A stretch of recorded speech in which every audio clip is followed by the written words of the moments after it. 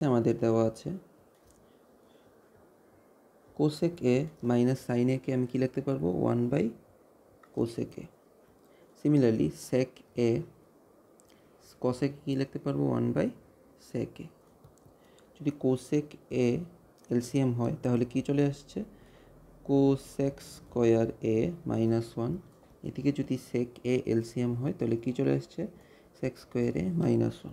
Cosec square A -1 মানে কি cot square A by cosec A into sec square A minus কি tan square A by sec A. দেখো দুইটা যদি গুণ করি cot square A into tan square এর মান কি 1, মানে কি চলে আসছে 1/কোসেক এ ইন্টু সেক এ, মানে কি সাইন এ ইন্টু কস এ।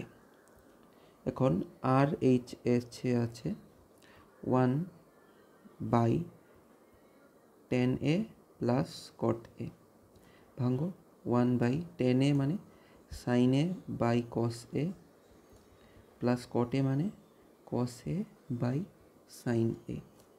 নিচে এলসিএম করলে চলে আসছে সাইন এ ইন্টু কস এ, উপরে চলে আসছে সাইন স্কোয়ার এ প্লাস কস স্কোয়ার এ, উপরে 1 আছে। দেখো এটার মান 1 এবং সাইন এ মাইনাস কস এ ঘুরে উপরে চলে যাবে, উপরে চলে গেলে কি চলে আসবে সাইন এ ইন্টু কস এ, অর্থাৎ আর এইচ এস। তো সুতরাং L H S equal to কি আর এইচ এস, প্রমাণিত।